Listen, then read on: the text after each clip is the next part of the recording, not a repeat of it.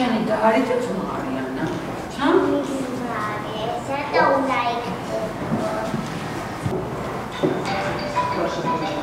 თავიდან ჩვენ ეს ყველაფერი შევნიშნეთ წლინახევრიდან 2 წლამდე. ბავშვი იყო ძალიან ადეკვატური, ყურადღებიანი, ცდილობდა ლაპარაკსაც. მაგრამ ერთ დღეს დაიკარგა ინტერესები. აი ზღაპრებს აღარ უსმენდა, აღარ საყვარელი მუსიკა ქონდა. ჩვენ რომ ველაპარაკებოდით, ცდილობდა რომ იგნორირება გაეკეთებინა. ეს ხდებოდა წელიწადნახევრიდან 2 წლამდე. ჩვენ მაშინ მივავტეხეთ განგაში მშობლებმა, მაგრამ რატომღაც ეს ჩვენი შფოთვა და ჩვენი ეს ნერვიულობა ექიმებისთვის არ აღმოჩნდა საკმარისი და მეუბნებოდნენ რომ აცადე გაიზრდება, ბიჭები გვიან იწყებენ საუბარს და ყველაფერი კარგად იქნება.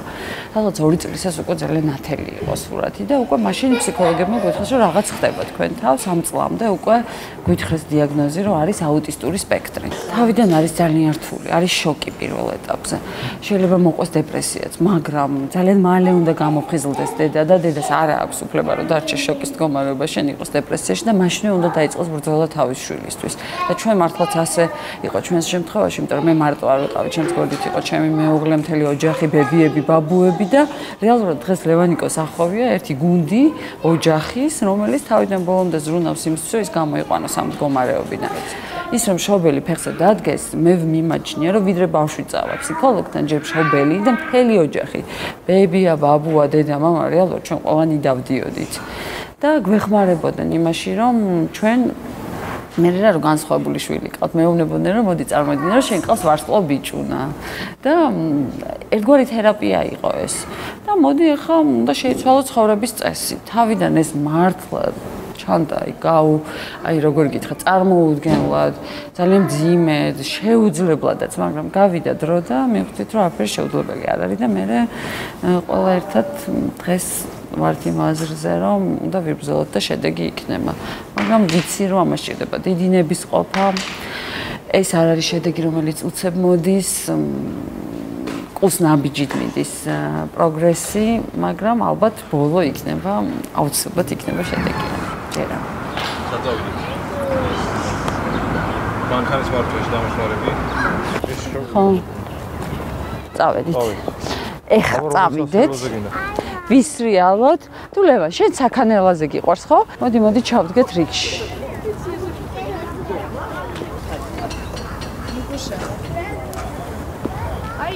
იქადის. თავიდან იყო ესე იგი როლები ესე გადავინაწილეთ. მე ექიმი გავხდი და ნათია მასწავლებელი და ეხლა უკვე ყველა ერთად ბებია, ბაბუა, ბებიები, ბაბუები უпроსტად ყველა ერთად მონაწილეობთ ლევანის საუბარში. ან ექიმების მხრიდან იყო განსაკუთრებით ეს თქვა ესეთი შეფასებები, რომ ამ ბავშვს თავი დაანებეთ. არაფერი არ ეშველება, ჯობია იყოს თავისთვის, თქვენ საქმეს მიხედეთ. შვილის თავს ვერ დაანებეთ.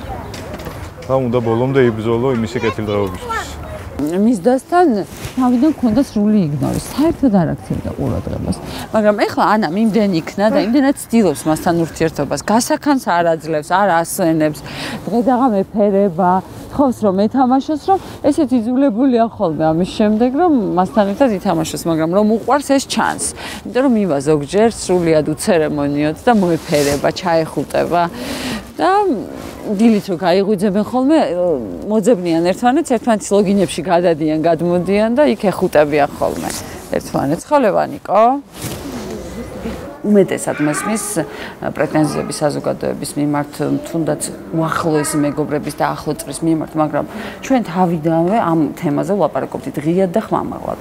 როდესაც ადამიანები არ იცნობენ პრობლემას, ბუნებრივია გაუცხოება, გაკვირვებაც არ და შეიძლება იგნორირებაც ხდება, მაგრამ შენ თვითონ თუ არ აუხსნი, შენ თვითონ თუ არ იტყვი და შენ თვითონ თუ არ ისაუბრებს იმაზე, რა ხდება შენ სივრცე, მაშინ სოლიდარობა სხვისგან არც უნდა ელოდო.